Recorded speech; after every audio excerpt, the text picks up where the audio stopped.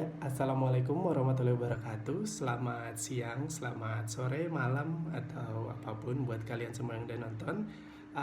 Oke, di sini saya akan kelompok kami, kelompok 3, akan menjelaskan materi tentang peran MIPA dalam perkembangan masyarakat sosial dan ekonomi pada abad 17 dan 19. Namun sebelum kami masuk dalam materinya, kita akan perkenalan diri dulu sebelum itu, biar kalian semua kenal pada siapa-siapa aja yang menjelaskan.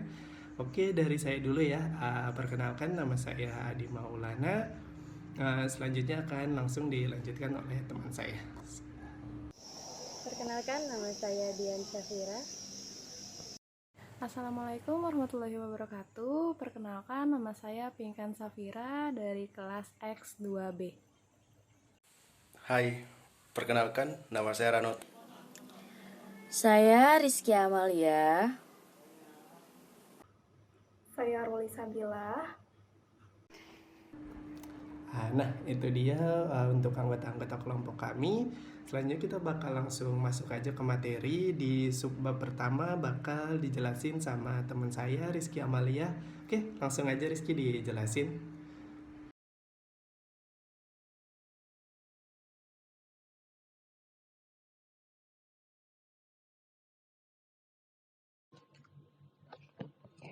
Saya Rizky Amalia akan menjelaskan tentang peran MIPA di abad 17. Pada awal abad ini, banyak tokoh matematika yang menemukan dan mempublikasikan temuannya, diantaranya yaitu John Napier, Thomas Harriot, William Oughtred, Galileo Galilei, Johannes Kepler, Gerard Desargues, dan Blaise Pascal. Abad ke-17 ini ditandai dengan sederetan penemuan-penemuan hasil eksperimentasi. Berikut ini adalah beberapa pemaparan hasil usaha di bidang IPA yang membawa pengaruh terhadap perkembangan masyarakat. Yang pertama di bidang kimia. Ditemukan logam-logam baru melalui teknik oksidasi reduksi, destilasi, dan amalgamasi. Juga ditemukan senyawa merkuri yang pada masa itu dapat digunakan untuk pemberantasan penyakit kotor. Yang kedua, di bidang navigasi dan astronomi, diadakan perbaikan-perbaikan dalam peta navigasi. Dunia baru di bidang jasad mikro diungkapkan oleh ditemukannya mikroskop oleh Liu Wenhoek. Dari alat itu pula ditemukan spermatozoa yang dapat dianggap sebagai sumber keturunan. Sekarang kita masuk ke slide kedua, yaitu tentang penemu dan temuan yang berpengaruh di abad ke-17 ini. Yang pertama ada John Napier. John Napier lahir di Puri Mercitos dekat Edinburgh, Skotlandia. Anak Sir Archibald Napier dari istri pertama Janet Bothwell. Napier bukanlah matematikawan profesional. Dia adalah seorang baron yang tinggal di Merchiston dan memiliki banyak tanah, namun juga mempunyai hobi menulis berbagai topik yang menarik hatinya. Dia hanya tertarik meneliti salah satu aspek dalam matematika, teristimewa yang berhubungan dengan perhitungan dan trigonometri. Istilah kerangka Napier menunjukkan kepada tabel-tabel perkalian dan analogi Napier, dan hukum-hukum bagian lingkaran Napier adalah alat bantu untuk mengingat dalam kaitannya dengan trigonometri lingkaran. John Napier adalah seorang tokoh yang sangat berpengaruh di abad 17. 4 produk dari kejeniusannya yang kini tercatat dalam sejarah yaitu penemuan logaritma. Pada tahun 1614, Napier menerbitkan brosur dengan judul Mirifici Logarithmum Canonis Descriptio dengan berisi tabel logaritma dari sinus dalam derajat dan menit. Arti logaritma yang digunakan Napier adalah sebagai bilangan perbandingan. Penemuan mnemonik. Mnemonik teknik belajar yang membantu mengingat yang dikenal sebagai rule of circular parts untuk menghasilkan rumus yang digunakan dalam memecahkan spherical triangles. Penemuan ini disebut juga dengan aturan siklus untuk penyusun dalam segitiga bola siku-siku. Analogi Napier. Analogi Napier yaitu rumus trigonometri yang berguna dalam memecahkan masalah spherical triangles. Penemuannya mengenal rumus trigonometri dalam segitiga lancip yang kemudian dikenal sebagai rumus Napier. Napier's bounds atau Napier's root. Penemuannya akan alat hitung untuk mengalihkan, membagi, dan menemukan akar pangkat 2 yang disebut batang Napier. Napier's bound dapat melakukan operasi tambahan untuk perkalian dan melakukan operasi kurang untuk pembagian. Yang kedua, Thomas Harriot dan William Oughtred. Thomas Harriot orang yang pertama yang membuat gambar bulan melalui teleskop. Pada 26 Juli 1609, lebih dari 4 bulan sebelum Galileo, sebagai ahli matematika, Harriot dianggap sebagai pendiri sekolah aljabar Inggris. Hasil kerjanya di bidang ini yaitu pembuatan buku yang berjudul Artis Analistik Paraksi, yang tidak dipublikasikan sampai 10 tahun setelah kematiannya. Harriot menemukan lambang lebih dari, kurang dari. Contohnya, 11 lebih dari 1 dan 1 kurang dari 11. William Oughtred adalah ilmuwan Inggris. Beliau yang menemukan lambang X untuk perkalian dan lambang titik 2 untuk perbandingan. Oughtred mengenalkan lambang X dalam bukunya yang berjudul Calvin's Mathematics. William Oughtred juga menemukan 150 lambang matematika. Yang keempat, Galileo Galilei adalah ilmuwan besar asal Italia. Galileo mengumumkan penemuannya dengan teleskopnya yang mutakhir. Ia membenarkan teori Copernicus tentang heliocentrisme, yang jelas bertentangan dengan ajaran agama saat itu yang berpandangan homosentris atau geosentris. Penemuan Galileo Galilei. Yang pertama, hukum gerak mekanika. Sumbangan penting pertama Galileo Galilei di bidang mekanika. Aristoteles mengajarkan benda yang lebih berat jatuh lebih cepat daripada benda yang lebih ringan. Dan bergenerasi-generasi kaum cerdik pandai menelan pendapat filosofi Yunani yang besar berpengaruh itu.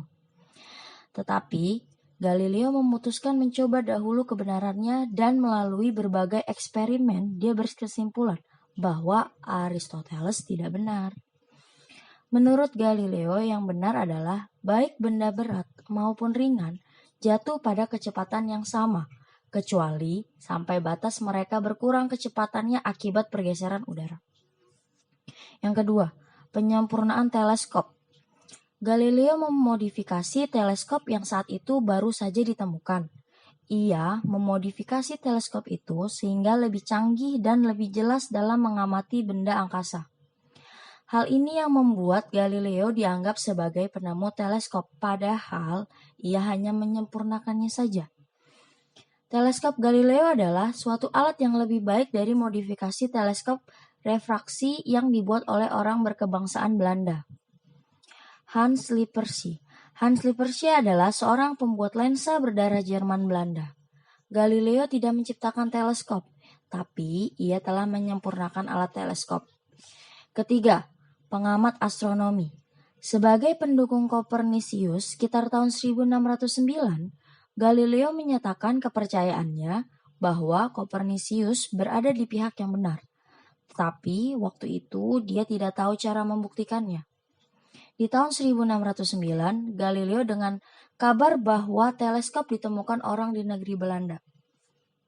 Meskipun Galileo hanya mendengar samar-samar saja mengenai peralatan itu, tetapi berkat kegeniusannya, dia mampu menciptakan sendiri teleskop. Dengan alat baru yang ini dia mengalihkan perhatiannya ke langit dan hanya dalam setahun dia sudah berhasil membuat serentetan penemuan besar. Yang keempat, penemuan mengenai hukum kelembapan. Sebelumnya orang percaya bahwa benda bergerak dengan sendirinya, cenderung menjadi semakin pelan dan sepenuhnya berhenti kalau saja tidak ada tenaga yang menambah kekuatan agar terus bergerak. Tetapi percobaan Galileo membuktikan bahwa anggapan itu keliru. Bila mana kekuatan melambat, seperti misalnya pergeseran, dapat dihilangkan, benda bergerak cenderung tetap tanpa batas. Ini merupakan prinsip penting yang telah berulang kali ditegaskan oleh Newton dan digabungkan dengan sistemnya sendiri sebagai hukum gerak pertama, salah satu prinsip vital dalam ilmu pengetahuan. Yang kelima, penemuan termometer. Pada tahun 1593, Galileo Galilei memperkenalkan penemuannya yaitu termometer air yang merupakan menjadi dasar bagi pengembangan termometer selanjutnya. Setelah penemuan termometer oleh Galileo Galilei tersiar, pengembangan termometer terus berlanjut hingga pada tahun 1714. Seorang ahli fisika dari Jerman yaitu Gabriel Fahrenheit yang menemukan skala Fahrenheit, kemudian Andre Celsius. Setelah itu muncul nama baru lagi yaitu Lord William Thomson Kelvin.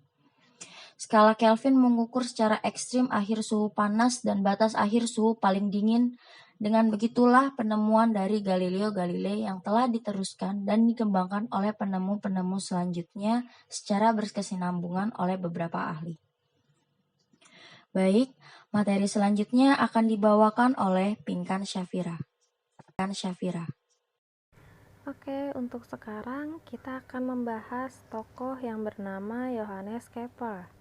Johannes Kepler lahir pada tahun 1571 sampai 1630. Penemuan hukum-hukum ikatan antara anggota-anggota tata surya atau dikenal dengan hukum Kepler. Misalnya, planet bergerak mengelilingi matahari dalam orbit eliptik dengan matahari pada salah satu fokus. Lalu, jari-jari vektor yang menghubungkan satu planet ke matahari melalui suatu luas daerah yang sama dalam interval waktu yang sama. Ada pula kuadrat dari waktu satu putaran dari suatu planet mengelilingi orbitnya sebanding dengan pangkat 3 rata-rata jarak planet itu ke matahari. Selanjutnya ada tokoh yang bernama Gerard Desargues. Gerard Desargues lahir pada tahun 1593 sampai 1662. Penemuan proyeksi atau geometri modern. Bunyinya adalah jika dua segitiga pada suatu bidang atau tidak pada suatu bidang terletak sedemikian sehingga garis-garis yang menghubungkan dua titik sudut yang bersesuaian melalui satu titik, maka titik-titik potong bersesuaian terletak pada satu garis. Untuk yang terakhir, kita akan membahas tokoh yang bernama Blaise Pascal.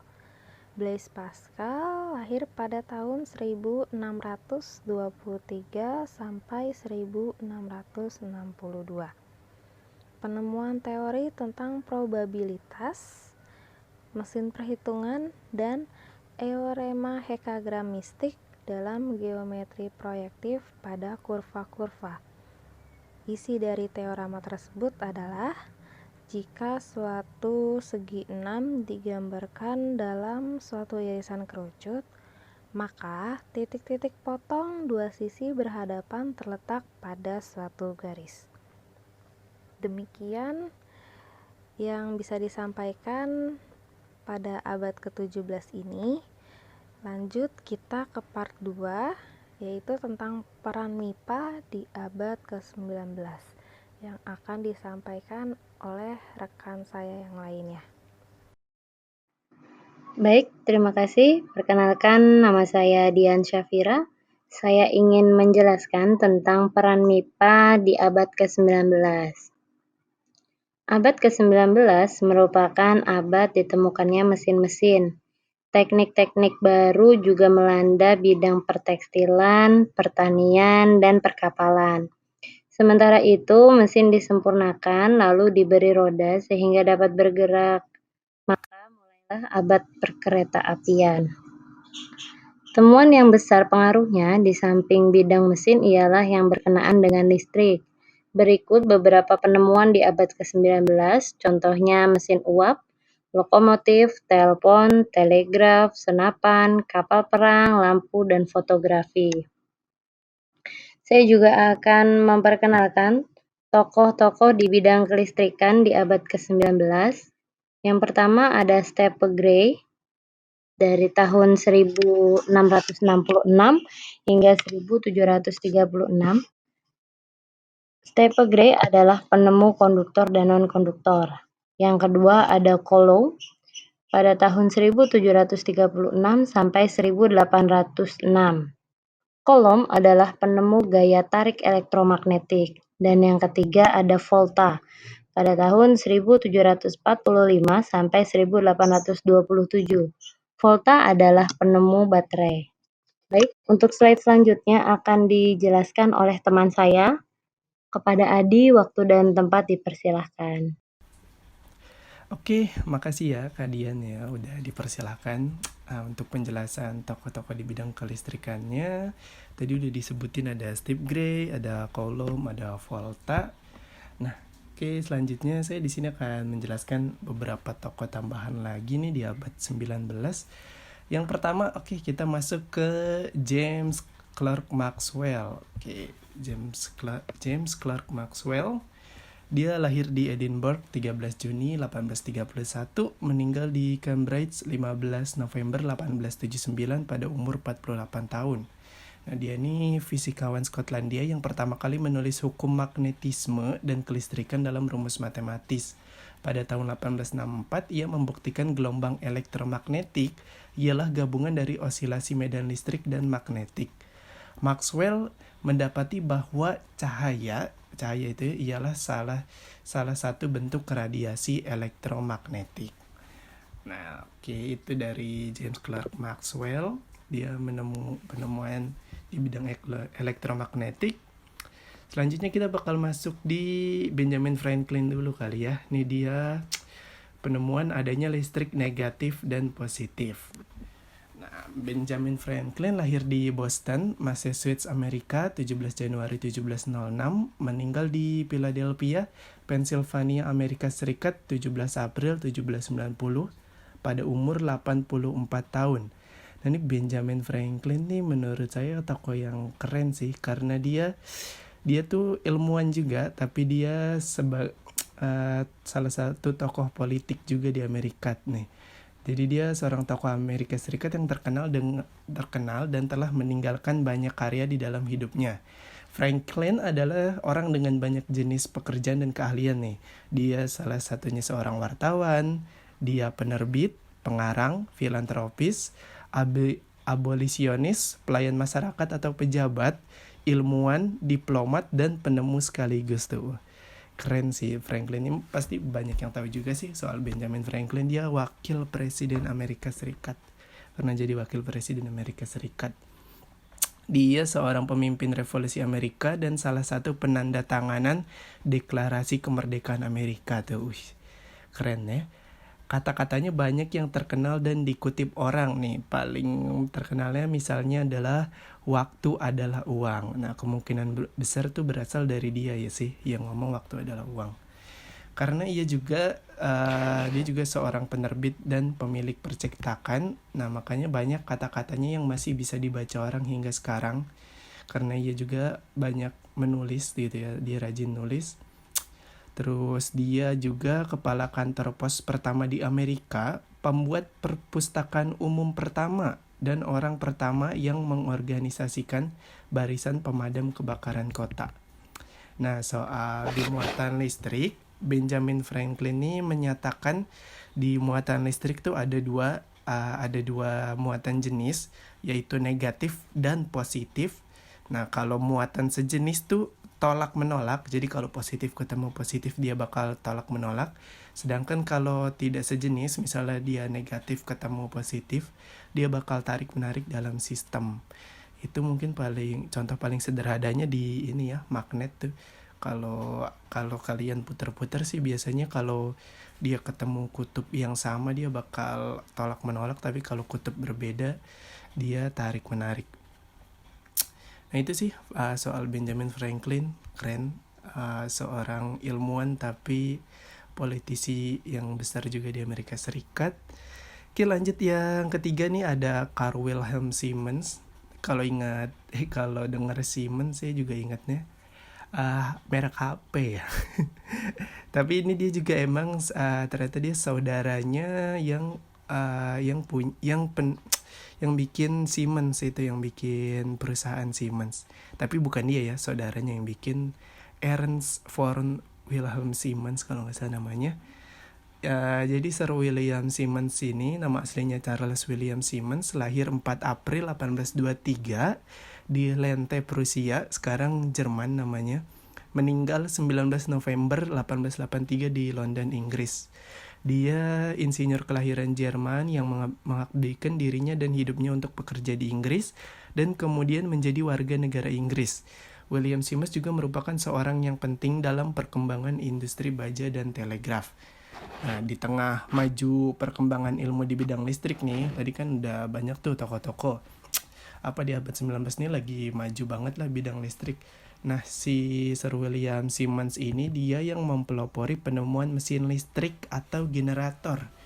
Mungkin kalau di sini kalian kenalnya genset ya. Genset yang biasa di mall, di Indomaret. Nah, itu yang mempelopori penemuannya dia tuh. Jadi di tengah perkembangannya, ibaratnya dia yang yang manfaatnya dapat dirasakan secara langsung oleh masyarakat tuh dia yang nemuin si genset ini. Jadi kan sebelum-sebelumnya tuh teori-teori belum terlalu terasa sama masyarakat. Nah, ini ketika penemuan genset nih baru berasa banget sih untuk manfaatnya di masyarakat.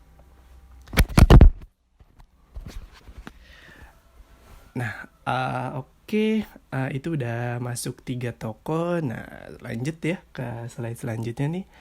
Ada toko-toko ilmu kimia dan biologi. Oke, toko-toko ilmu kimia dan biologi yang berperan di abad 19 ya.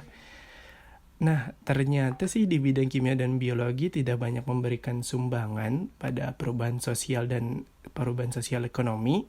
Namun yang patut dicatat adalah adanya perubahan mendasar tentang pola berpikir. Nah, ini tokoh-tokoh ilmu kimia yang perlu dicatat pada masa itu adalah salah satunya nih Joseph Priestley, lahir 13 Maret 1733 di West Riding of Yorkshire, Inggris. Priestley ini ternyata dia pernah bertemu dengan Benjamin Franklin yang membuat ia makin giat mendalami dunia sains. Nah, di tahun 1774, sewaktu melakukan percobaan di bagian selatan Inggris, Priestley berhasil memisahkan suatu gas yang membuat api lilin bersinar lebih terang. Lalu ia menaruh 60 ml gas itu dan seekor tikus dalam sebuah wadah kaca. Ternyata tikus itu bertahan hidup 2 kali lebih lama daripada yang dimasukkan ke dalam wadah berisi udara biasa. Bahkan Priestley sendiri menghirup gas itu dan ia mengatakan bahwa merasa tubuhnya lebih segar selama beberapa saat setelahnya. Priestley sebenarnya menemukan oksigen, tapi pada saat itu ia menyebut gas itu sebagai udara tak berflogiston karena mengira bahwa ia telah menemukan udara biasa yang tidak mengandung flogiston. Jadi flogiston itu sebuah zat yang konon mencegah terjadinya pembakaran. Ternyata kesimpulan Priestley salah, namun banyak orang yang masih menganggap ini sebagai menganggap penemuan ini sebagai puncak prestasinya sih. Oke, itu si Priestley. Lanjut di sebelahnya John Jacob Berzelius. John Jacob Berzelius lahir 1779, meninggal 1848. Jadi dia nih seorang ilmuwan dari Swedia yang menemukan bahwa garam merupakan netralisasi dari asam dan basa. Oke, John Jacob Berzelius, gitu aja sih. Udah cari ternyata infonya emang dikit di internet. Oke, itu sekian dari saya di Maulana. Slide selanjutnya nih bakal dijelasin oleh teman saya, Bapak yang terhormat, Bapak Ranoto ya. Silakan Pak untuk slide selanjutnya, saya persilahkan.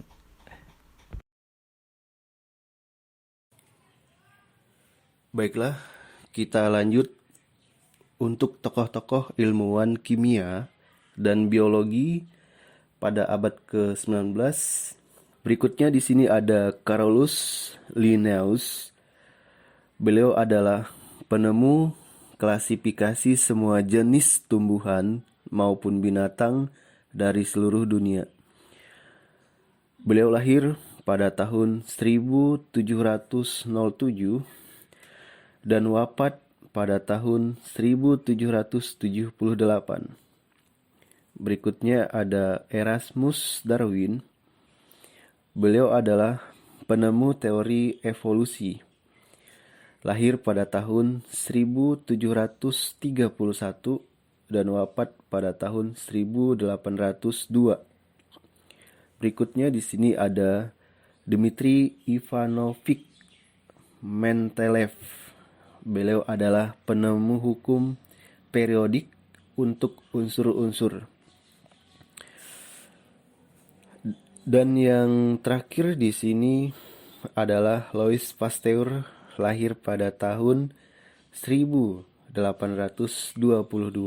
dan wafat pada tahun 1895.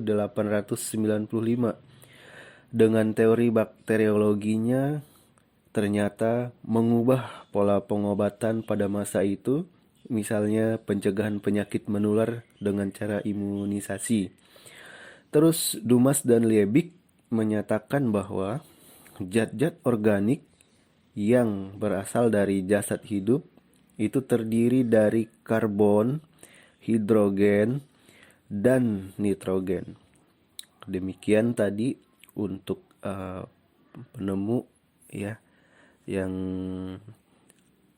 istilahnya mereka ini adalah tokoh-tokoh ilmuwan kimia dan biologi pada abad ke-19. Terima kasih. Untuk materi berikutnya akan dijelaskan oleh Ruli. Untuk Ruli saya persilahkan. Oke, baik. Terima kasih Pak Ronoto. Kemudian materi tentang peran MIPA dalam perkembangan sosial dan ekonomi. Peran MIPA dalam perkembangan sosial pada abad ke-19 adalah abad ditemukannya mesin-mesin.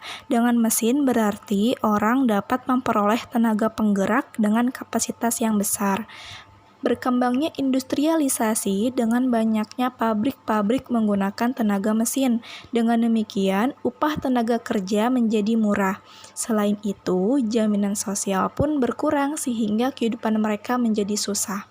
Di dalam kegiatan industrialisasi, dikenal adanya kelompok pekerja atau disebut juga dengan buruh, dan kelompok pengusaha atau disebut juga dengan majikan yang memiliki industri atau pabrik. Dengan demikian, muncullah dua golongan dalam masyarakat. Yang pertama golongan pengusaha atau disebut juga dengan kaum kapitalis dan golongan buruh. Kedua golongan tersebut memiliki kehidupan yang sangat berbeda.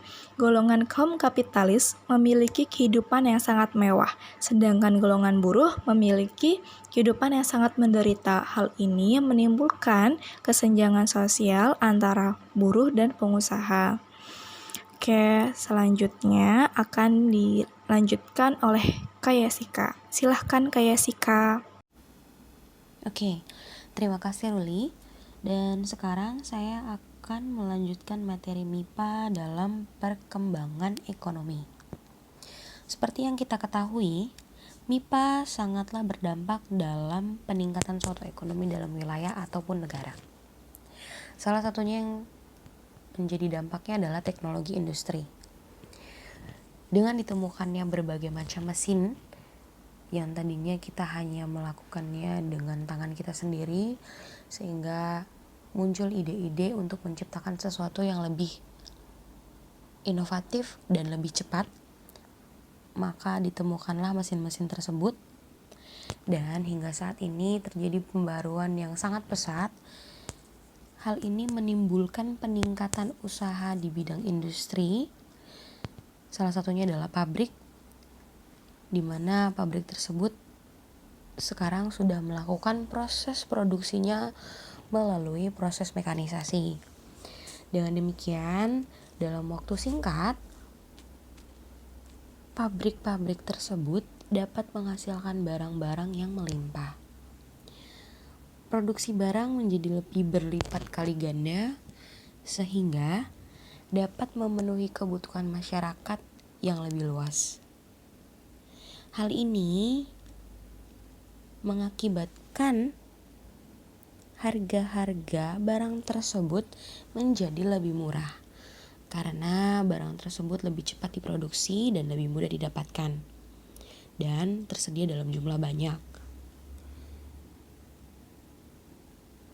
Lalu, dengan penggunaan mesin-mesin tersebut dapat meminimalis biaya produksi menjadi lebih relatif kecil sehingga harga-harga barang tersebut relatif lebih murah. Namun untuk perusahaan-perusahaan tradisional harus lebih meningkatkan inovasi agar dapat bersaing dengan pabrik-pabrik yang memiliki modal lebih besar. Salah satunya yang berdampak selain teknologi industri adalah teknologi komunikasi, di mana diawali dengan berkomunikasi hanya melalui surat, sekarang sudah bisa SMS, telepon, bahkan sudah banyak sosial media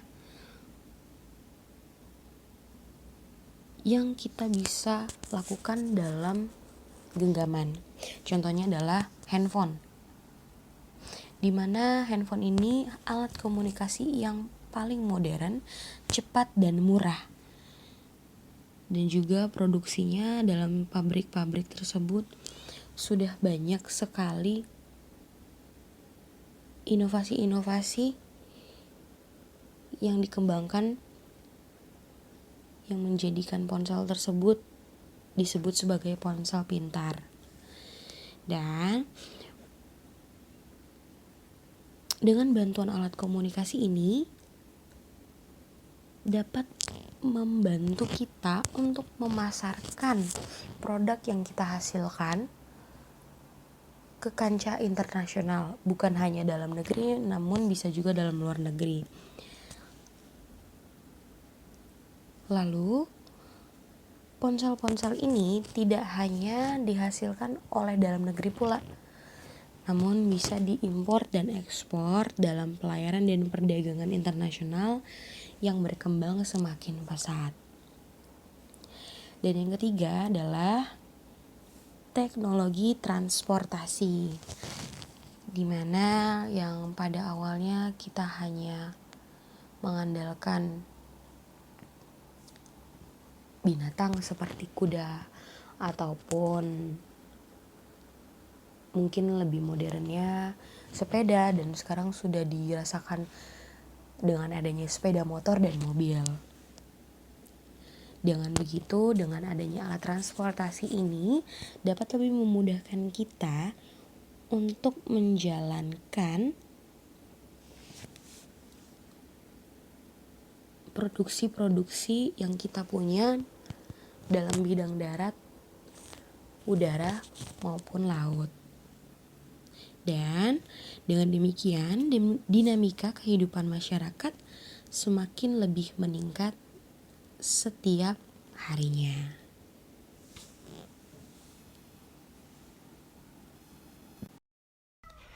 Ya, itu dia presentasi dari kelompok kami tentang peran MIPA terhadap perkembangan masyarakat sosial dan ekonomi. Terima kasih buat kalian yang udah nonton dan stay di video ini sampai akhir. Sedikit pesan dari kami, semoga kita semua bisa melalui masa-masa sulit di tengah pandemi ini. Keep stay safe and stay at home buat semuanya. Oke, kurang lebihnya mohon maaf. Wassalamualaikum warahmatullahi wabarakatuh.